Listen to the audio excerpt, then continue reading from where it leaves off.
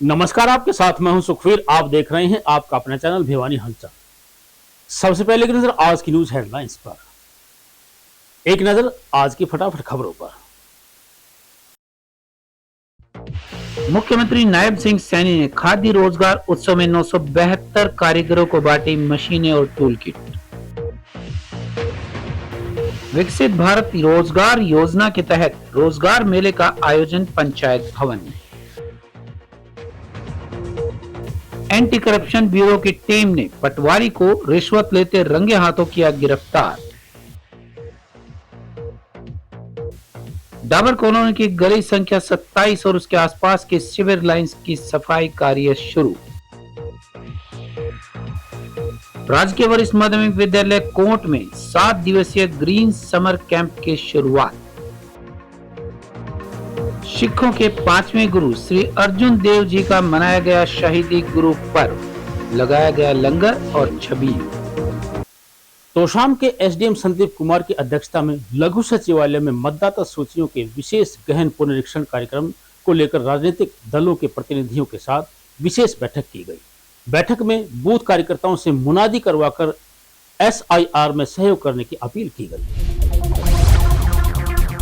गांव रूपगढ़ के बंद मकान में ताला तोड़कर आभूषण व नकदी चोरी करने के वारदात में शामिल 2 आरोपियों को पुलिस ने किया गिरफ्तार। डॉक्टर भीमराव अंबेडकर कॉलोनी की गुरु रविदास धर्मशाला में युवाओं के द्वारा महान योद्धा महाराणा प्रताप के संघर्ष रूपी जीवन को लेकर की गई विचार गोष्ठी। उपस्थित प्रबुद्ध जनों के द्वारा वीर शिरोमणि की वीरता पर प्रकाश डालकर किया गया माल्यार्पण। पिछले 4 वर्षों से लगातार शिकायत दर्ज करवाने के बावजूद वार्ड नंबर 20 की समस्याओं का समाधान नहीं होने पर पार्षद प्रदीप कोशी के नेतृत्व में सेवानगर के लोग शिकायत लेकर पहुंचे समाधान शिविर में। लिखित शिकायत के माध्यम से चेयरपर्सन प्रतिनिधि व अधिकारियों की लापरवाही को किया उजागर। 23 अगस्त 2010 से पहले नियुक्त शिक्षकों को अध्यापक पात्रता परीक्षा की अनिवार्यता से मुक्त करने की मांग को लेकर अखिल भारतीय राष्ट्रीय शैक्षिक महासंघ हरियाणा की भिवानी इकाई ने प्रधानमंत्री व केंद्रीय शिक्षा मंत्री को भेजा ज्ञापन।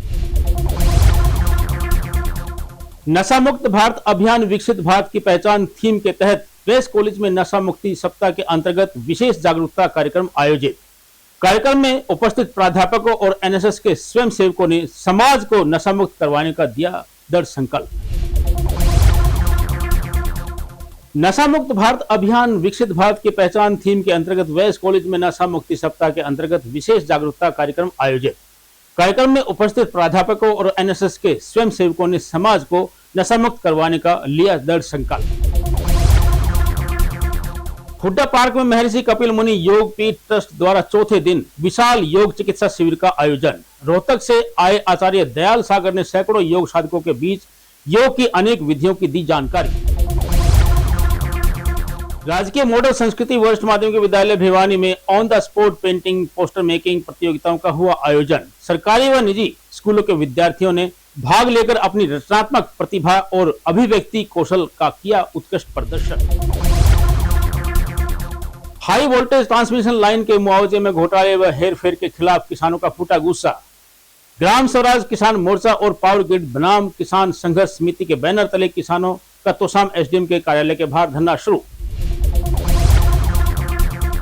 भारतीय स्वतंत्रता संग्राम की वीरांगना रानी लक्ष्मीबाई की पुण्यतिथि पर भाजपा के पूर्व प्रदेश सह मीडिया प्रमुख ऋतिक वधवा ने किए श्रद्धासुमन अर्पित।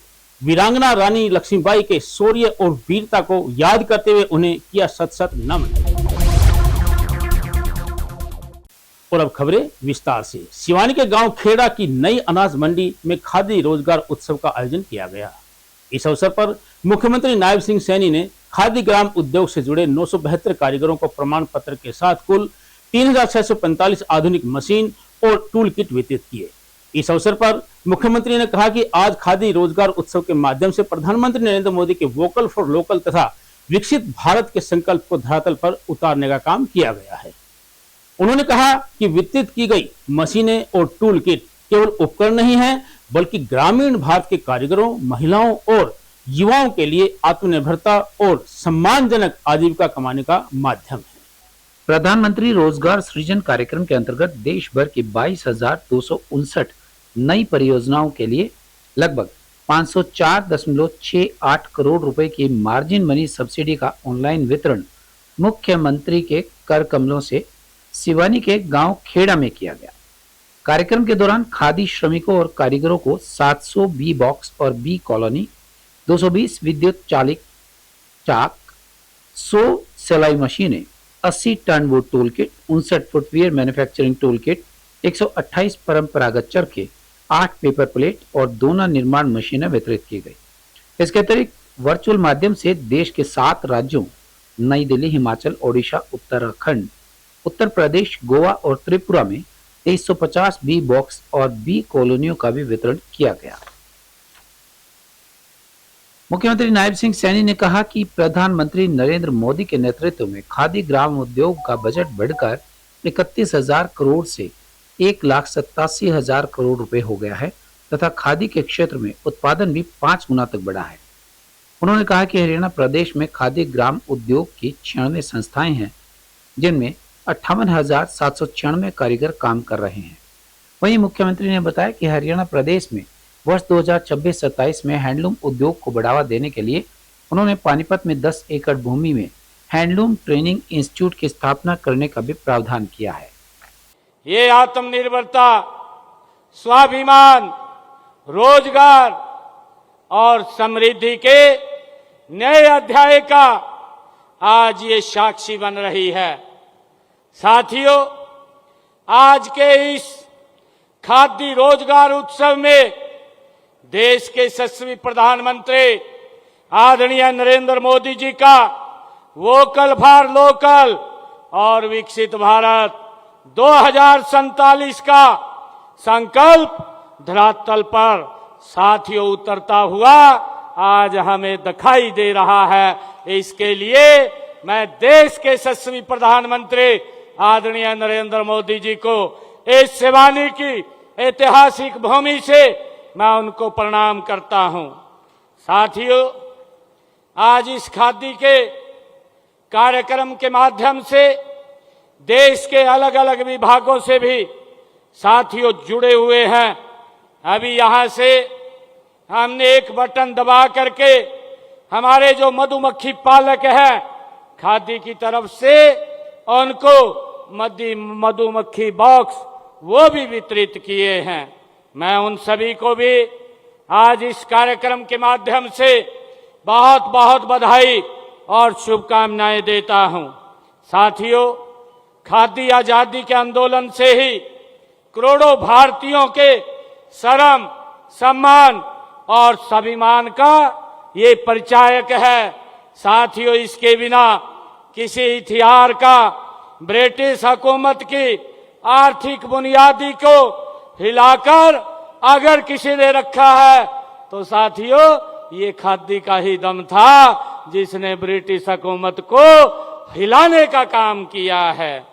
साथियों, वर्तमान में हम सब देखते हैं कि देश के यशस्वी प्रधानमंत्री आदरणीय नरेंद्र मोदी जी ने साथियों हमें khadi for nation, khadi for fashion और खादी फॉर ट्रांसफॉर्मेशन, साथियों इसका मंत्र देश के यशस्वी प्रधानमंत्री जी ने हमें दिया है।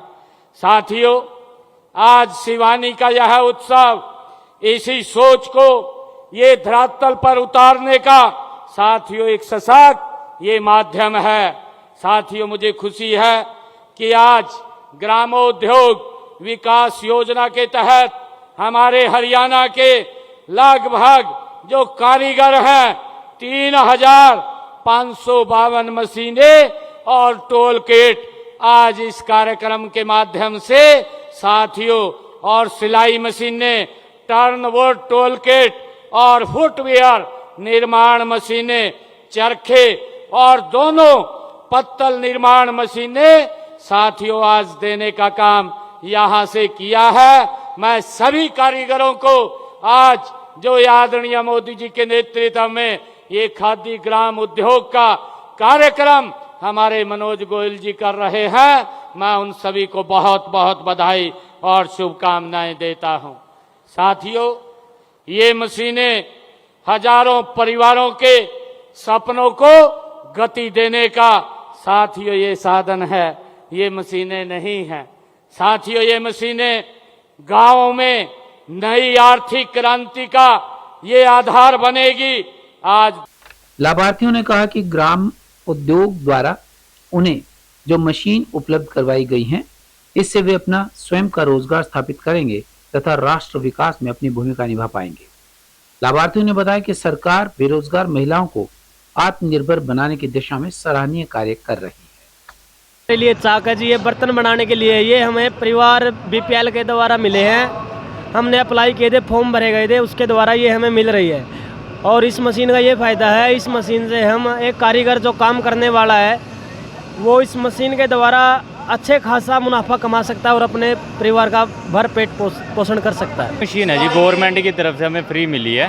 कुम्हारों के लिए जो भी मिट्टी के बर्तन बनते हैं, गवर्नमेंट ने इस चीज़ के लिए फार्म वगैरह जो भी भराए थे, उसकी वजह से हमें अलो किए गए हैं। तो आज हमें ये दिए जाएंगी मशीनें वगैरह हमें। तो कितना आसान हो गया इस मशीन से काम आपके? बहुत आसान हो गया सर। पहले तो ओनली इलेक्ट्रिकल की थी, अब ये सोलर, ठीक है, बैटरी वगैरह के लिए भी होगी, जिससे हमारे काम बहुत आसान हो जाएंगे। पहले तो सिंपल होती थी, जिसमें बेल्टों में हाथ वगैरह आने का डर होता था, हाथ कट जाते थे, उनसे नुकसान होता था। अब इनमें सब कुछ अंदर फिक्स हो गया, कंप्लीट बॉक्स में हो गया ना, तो ऊपर आसान हो गया है, जिससे सेफ्टी रहेगी बहुत ज़्यादा हमारी। यहाँ पर हमें सिलाई की मशीन बिल्कुल फ्री मिलेगी और 15 दिन की हमें ट्रेनिंग भी दी गई थी 2024 और 25 के स्तर में। 15 दिन के वहाँ पे 1500 रुपये आए हैं खाते में और 15 दिन के लिए खाना बिल्कुल फ्री था, दोपहर का केड़े वगैरह जो भी खाना था और जो कुछ भी था सब निःशुल्क। और जो यहाँ आए हैं, यहाँ तक हमें मशीन मिलेगी वो भी बिल्कुल निःशुल्क है। सरकार की तरफ से स्कीमें बहुत अच्छी चलाई गई है, हमसे कोई रुपया नहीं लिया गया है। मैं चाहती हूँ कि औरतों को आत्मनिर्भर बनाने के लिए मतलब सरकार को नई नई स्कीमें लानी चाहिए। प्रधानमंत्री विकसित भारत रोजगार योजना के तहत पंचायत भवन में जिला रोजगार कार्यालय के द्वारा रोजगार मेले का आयोजन किया गया। मेले में पहुंचे बैंकिंग, हेल्थ केयर से संबंधित 8 कंपनियों के प्रतिनिधियों ने करीब 100 युवक युवतियों को रोजगार के लिए चयनित किया। इस बारे में रोजगार विभाग से business development officer Praveen Kumar ने बताया कि चयन किए गए युवाओं को 1,80,000 रुपए से लेकर 5,80,000 रुपए वार्षिक पैकेज के ऑफर दिए गए हैं। मेले में इंटरव्यू देने पहुंचे प्रार्थियों ने बताया कि बैंक व कंपनी अधिकारियों के द्वारा उनके अनुभव और स्किल की जांच करके उन्हें अच्छे पैकेज पर नौकरी देने का ऑफर दिया गया है। Business development officer Praveen Kumar ने बताया कि केंद्र सरकार ने 12 वर्ष पूरे होने पर पंचायत भवन में रोजगार मेले का आयोजन करवाया। सरकारी क्षेत्र के अलावा निजी क्षेत्र में भी नौकरियां चाहने वाले युवाओं को रोजगार देने के उद्देश्य से इन रोजगार मेलों का आयोजन करवाया जा रहा है। 34 वर्ष से कम आयु वर्ग के 12वीं से स्नातक पास युवाओं को इस रोजगार मेले में भाग लेने का अवसर दिया गया।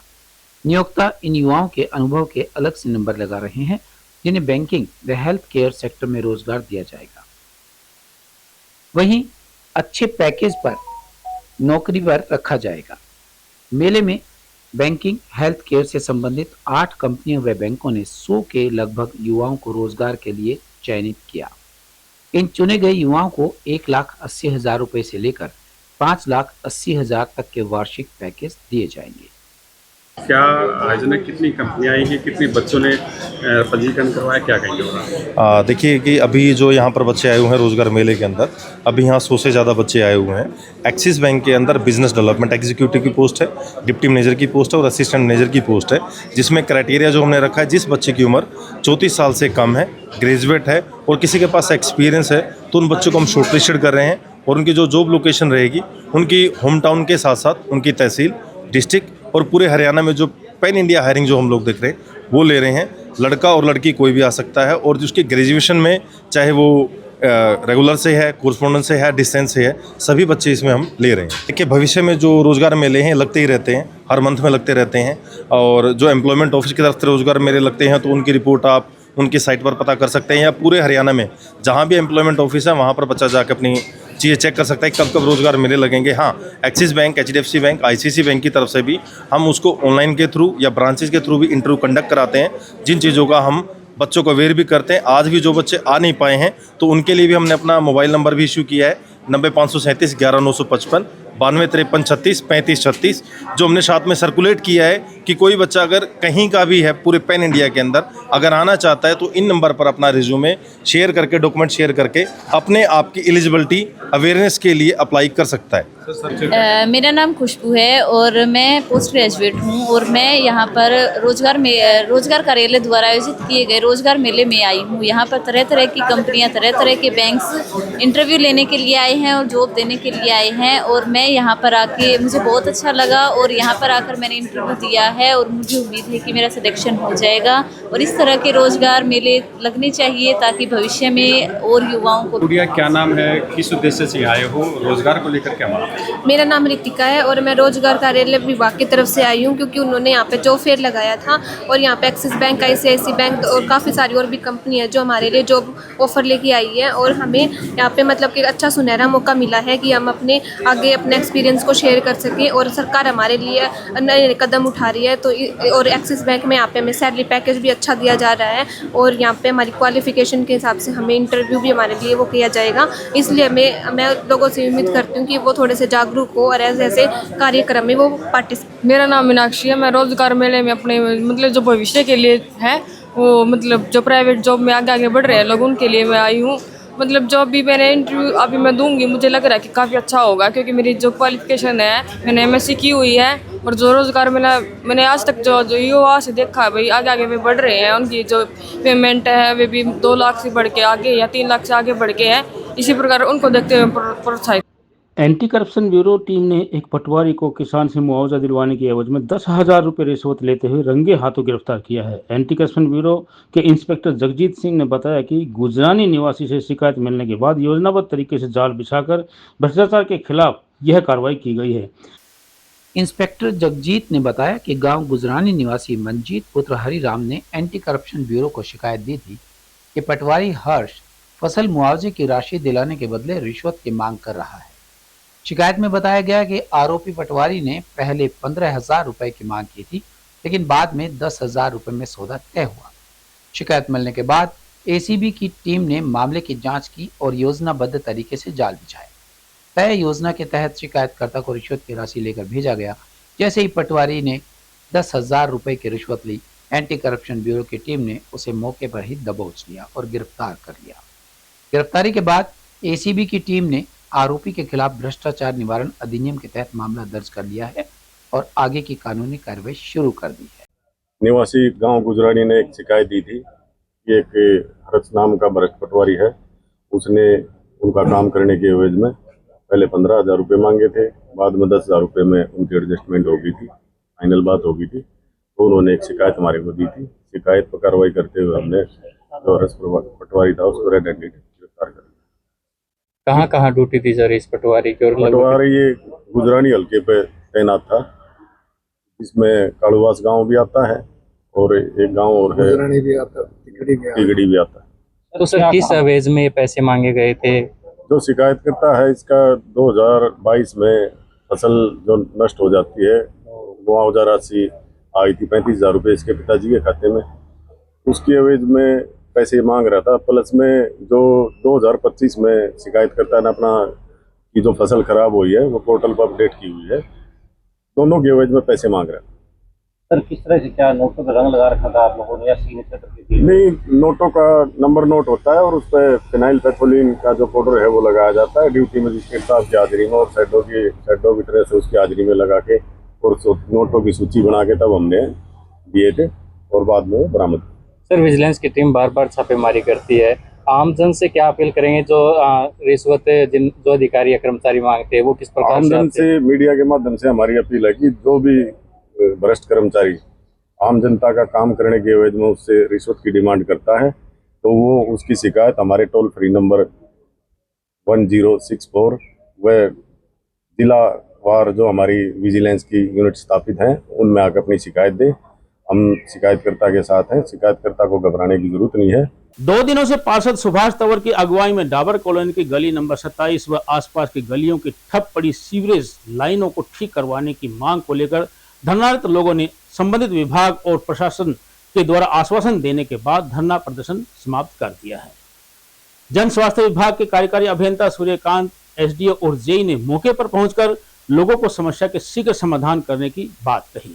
वहीं पार्षद सुभाष तंवर और संदीप यादव ने कहा कि यदि विभाग ने सीवरेज लाइनों को साफ नहीं करवाया तो वे बड़ा आंदोलन करने पर मजबूर होंगे। डाबर कॉलोनी की गली संख्या 27 में सीवरेज लाइन की सफाई के बारे में नगर परिषद के पार्षद सुभाष तंवर की अगुवाई में डाबर कॉलोनी के मुख्य चौक पर धरना जारी रहा। इसी क्रम में पब्लिक हेल्थ विभाग के कार्यकारी अभियंता सूर्यकांत, एसडीओ और जेई मौके पर पहुंचे और क्षेत्र में सीवर के मैनहोल साफ करने वाली मशीन बुलाकर सफाई का कार्य शुरू करवा दिया गया। कार्य शुरू होने के बाद ही नगर परिषद पार्षद सुभाष तंवर ने सभी लोगों की सहमति मिलने के बाद धरना खत्म करने का ऐलान किया। साथ ही उन्होंने कहा कि भविष्य में इस तरह से किसी सार्वजनिक समस्या का समाधान नहीं किया गया तो वे अनिश्चितकालीन आंदोलन चलाने पर मजबूर होंगे। पार्षद सुभाष तंवर व संदीप यादव ने बताया कि इस बारे में कई बार अधिकारियों से शिकायत की गई लेकिन समाधान नहीं हो पाया और मजबूरन उन्हें धरने पर ही बैठना पड़ा। में खासकर 27 नंबर गलियां इसके साथ लगती 6-7 गलियां, छोटी गली थी और तो बड़ी गली थी, तो टोटल मिला के 14 गलियां थी जो 27 नंबर से होकर गुजरती थी, जिनमें सीवरेज की समस्या थी। और खासकर तो मेन रोड की लाइन का भी और भी दूसरे 18 नंबर वार्ड की भी लगती है, उनकी भी गली की समस्या थी। तो इनके लेकर के धरना दिया गया था। तो धरना हमारा चला, धरने में सभी अधिकारी आए, हमने फिर उनको लौटा दिया कि पहले काम शुरू होगा उसके बाद में हम धरना उठाएंगे। फिर एक्शन साहब ने अपनी टीम और जो ठेकेदार वो लगाए, काम हमारा शुरू किया। शुरू करने के बाद हमने हमारा धरना समाप्त कर दिया है और धरना हमारा सफल रहा। और जिन भाइयों ने, लोगों ने और पूरी कॉलोनी ने, मैं तो आपके चैनल के माध्यम से उनका धन्यवाद करना चाहूँगा कि उन्होंने अपना इस कीमती समय देकर और अपना कार्य करने का काम किया। और जीवन में हम ऐसे ही एकता के साथ रहेंगे। सीतापुर कॉलोनी के मामला हो चुका, हमने धरना उठा लिया। हमने गली खातर भाई सीवर खातर धरना धरा था और ये हमारा 3 दिन धरना चालू है। सब अधिकारी आए, ये हमारा काम शुरू कर दिया, गली का काम चालू हो गया और ये मतलब हम अपना आराम से उठ के अपना करना। गली की समस्या थी और ये कॉलोनी में कुछ गलियों में समस्या चल रही है, तो सीवर वगैरह की चल रही हैं और उसमें क्या लीकेज की वजह से गली का बहुत बुरा हाल है। तो अभी उसी के उसमें 2-3 दिन धरना दिया था। तो गली के और कॉलोनी के जो हमारे हैं सभी मेंबर मिलके 2-3 दिन शांतिपूर्वक ढंग से धरना दिया गया है। ज़्यादा 3 दिन सुभाष भाई का वार्ड है, वार्ड नंबर 17, गली नंबर 27, जिसमें पिछले 3 साल से सीवर की जो समस्या बनी हुई थी। पब्लिक हेल्थ डिपार्टमेंट आता था और खाना पूर्ति करके चला जाता था। ये लोग यहाँ के जितनी भी आसपास की गलियाँ वो भी त्रस्ती, निकलना ही दूभर हो जाता था। आप देखो तो जंगल बना हुआ है, लेकिन अब मजबूरन पार्षद को और सभी कॉलोनी वासियों को धरने पे बैठना पड़ा। 3 दिन धरना चला और अधिकारी यहाँ पर आए, उन्होंने आश्वासन दिया और काम, लेकिन फिर भी ये नहीं माने थे। उन्होंने कहा कि पहले काम चालू करो तब हम धरने पे उठेंगे। तो उन्होंने मशीनरी भेज के काम चालू करवा दिया। तो इन्होंने सब ने धरना उठा लिया और राहत की सांस ली। और youth and eco clubs for mission life कार्यक्रम के अंतर्गत कोट गांव के राजकीय वरिष्ठ माध्यमिक विद्यालय में 7 दिवसीय ग्रीन समर कैंप का शुभारंभ प्राचार्य जगदीश चंद्र तथा कोऑर्डिनेटर कमल शर्मा ने किया। 6ठी कक्षा से 12वीं कक्षा तक के बच्चों के लिए आयोजित किए जा रहे समर कैंप के बारे में कमल शर्मा ने कैंप के उद्देश्य और गतिविधियों की विद्यार्थियों को विस्तृत जानकारी दी। प्राचार्य जगदीश चंद्र ने कहा कि वर्तमान समय में पर्यावरण संरक्षण मानवता की सबसे बड़ी आवश्यकता है। उन्होंने विद्यार्थियों को जन्मदिन, शादी की वर्षगांठ और अन्य पारिवारिक उत्सवों पर पौधारोपण करने की अपील की। भौतिकी विषय के प्रवक्ता नरेंद्र शर्मा के नेतृत्व में विद्यार्थियों द्वारा पर्यावरण जागरूकता रैली निकाली गई, जिसमें बच्चों ने पर्यावरण संरक्षण संबंधित संदेशों के माध्यम से आम जन को जागरूक किया। कार्यक्रम के दौरान प्राचार्य जगदीश चंद्र एवं विद्यालय स्टाफ द्वारा त्रिवेणी पौधारोपण किया गया। प्राचार्य जगदीश चंद्र ने कहा कि वर्तमान समय में पर्यावरण संरक्षण मानवता की सबसे बड़ी आवश्यकता है। और eco club in charge Anil ji और हमारे नरेंद्र भाई साहब और अन्य जो अध्यापक गण थे और सारे बच्चों ने मिलकर आज एक सीड बॉल बनाने का विधि सीखी है। उसके तहत जो है बीज लिए जाते हैं, उनको मिट्टी के अंदर करके गीला करके और उनको सुखा दिया जाता है। फिर आप जब भी कहीं पर घूमने जाएंगे तो उन बीजों को आप डिस्पर्स कर देंगे, इससे जो नए पौधों का निर्माण हो जाएगा। तो उसके पश्चात बच्चों ने यहाँ पर कम से कम 51 पौधारोपण किया गया है पूरे स्टाफ के साथ मिलकर। ये बहुत ही अच्छी पहल है और 5 या 6 त्रिवेणियाँ लगाई गई है और बच्चों को जो स्वयं ही बच्चों ने जो योगा के लिए प्रतिदिन बच्चे आते थे, छोटे छोटे बच्चे थे, उन्होंने संकल्प लिया है कि हम इन पौधों में प्रतिदिन पानी डालेंगे, आवारा पशुओं से और किसी भी प्रकार की उससे उसकी रक्षा करेंगे और पर्यावरण को संरक्षित करेंगे। मैं इंग्लिश चंद्र प्राचार्य राजकीय वरिष्ठ माध्यमिक विद्यालय कोट, हमारा आज इको क्लब का ग्रीन समर कैंप की शुरुआत हुई है, जिसका आज पहला दिन है और 7 दिन का ये रहेगा कैंप। और इसमें प्रतिदिन जो है 2 या 3 अध्यापकों की ड्यूटी इसमें लगाई गई है और जैसे भी जो भी एक्टिविटी होगी प्रतिदिन की वो उसी के अनुसार इस कैंप में करवाई जाएगी। बच्चों की भागीदारी बहुत अच्छी है, सुनिश्चित हम करेंगे और इस तरह से जो है प्रतिदिन जो भी एक्टिविटी होगी वही करवाई जाएगी। सर जैसे हम कोई बार है ना घर में रहते हुए भी है ना ये सोचते हैं, हमें ये जैसे महसूस होता है कई बार कि मुझे जो है गर्मी लग रही है या मुझे बेचैनी हो रही है, उसका मूल कारण यही होता है कि हमारे अंदर ऑक्सीजन की कमी है और वो उसी से मिलती है हमें। जितने ज़्यादा पेड़ पौधे होंगे आसपास में। शहीदों के सरताज 5वें गुरु श्री अर्जुन देव जी के शहीदी गुरु पर्व को गुरुद्वारा सिंह सभा घंटाघर के द्वारा श्रद्धा के साथ मनाया गया। इस अवसर पर मीठे पानी के छबील व लंगर भी लगाया गया। गुरुद्वारे के मुख्य ग्रंथी ज्ञानी प्रेम सिंह ने बताया कि आज के दिन श्री गुरु अर्जुन देव जी को गर्म तवी पर बैठाकर सिर में गर्म रेत डालकर शहीद कर दिया गया था। घंटाघर स्थित गुरुद्वारा सिंह सभा के मुख्य ग्रंथी ज्ञानी प्रेम सिंह ने बताया कि श्री गुरु अर्जुन देव जी को गर्म तवी पर बैठाकर सिर में गर्म रेत डालकर शहीद कर दिया गया था। उनका शरीर जल रहा था, उसके बावजूद मुंह से बस यही निकला कि तेरा बहाना मीठा लागे। 5वें गुरु श्री अर्जुन देव जी को मुगल बादशाह जहांगीर ने सिर्फ इसलिए तसीहें देकर शहीद किया था क्योंकि गुरु जी ने उनके कहने पर श्री गुरु ग्रंथ साहिब में मोहम्मद हजरत की बातों को दर्ज करने से इनकार कर दिया था, जिससे ईर्ष्या पूर्वक पहले देग में बैठाकर आग से गर्म किया गया और उसके बाद गर्म तवी के ऊपर बैठने के बाद नदी में स्नान के लिए ले जाया गया तो गुरु जी उसी नदी में विलुप्त हो गए। शहीदी दिवस का दिन लोगों के लिए प्रेरणादायक है और उन्होंने कहा कि हमारे देशवासियों को इतिहास पढ़कर महापुरुषों के बारे में पूरी जानकारी लेनी चाहिए। गुरु अर्जुन देव जी का शहीदी दिवस है 420वां। 1606 में लाहौर में 25 मई को इनको रेते में गर्म रेते में तवे बिठा के राजा जागीर ने नवाब जागीर ने सजा सुनाई थी।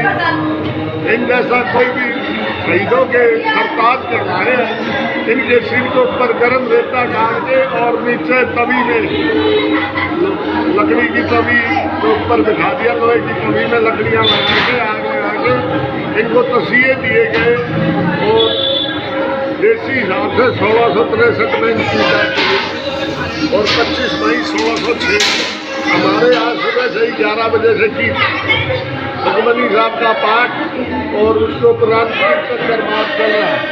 अब 2 बजे के बाद 2-2:15 बजे बहुत करने के बाद डलने के बाद 90 का टूट लंगर बनेगा और 11 बजे से ठंडे पानी की छबील चल रही है। वाहिगुरु जी की फतेह। आप सारी संगत को देख रहे हो कि हमारे जो 5वें गुरु हैं गुरु अर्जन देव महाराज जी, जिनको शहीद का सरताज भी कहा गया है, जिनका आज शहीदी दिवस गुरुपुरब बड़ी उत्साह अति श्रद्धा के साथ संगतों के सहयोग से ये गुरुद्वारा घंटाघर साहिब में बड़ी उत्साह सुखमनी साहिब जी के पाठ कीर्तन हुए अते अब गुरु का लंगर भी अटूट बरताया जाएगा। ये सब संगतों की सेवा है क्योंकि 5वें गुरु जो थे ना, कहते ने उनको तत्ती तवी पे बिठाकर और ऊपर सिर में गरम गरम रेता डाली गई, इस करके उनको इस देश कौम के लिए शहीद किया गया। इस देश कौम के खातिर वो शहीद हुए और उनके सारे शरीर जो थे वो कहते हैं जब गरम गरम रेत उनके शरीर पे डाली गई तो उनका सारा शरीर ये। और अंत में फिर से एक नजर आज की न्यूज हेडलाइंस पर। मुख्यमंत्री नायब सिंह सैनी ने खादी रोजगार उत्सव में 972 कारीगरों को बांटी मशीनें और टूल किट। विकसित भारत रोजगार योजना के तहत रोजगार मेले का आयोजन पंचायत भवन में। एंटी करप्शन ब्यूरो की टीम ने पटवारी को रिश्वत लेते रंगे हाथों किया गिरफ्तार। डाबर कॉलोनी की गली संख्या 27 और उसके आसपास के सीवर लाइंस की सफाई कार्य शुरू। राजकीय वरिष्ठ माध्यमिक विद्यालय कोट में 7 दिवसीय ग्रीन समर कैंप की शुरुआत। सिखों के 5वें गुरु श्री अर्जुन देव जी का मनाया गया शहीदी गुरु पर्व, लगाया गया लंगर और छबील। अब मुझे दीजिए इजाजत, देखते रहिए आपका अपना चैनल भिवानी हलचल।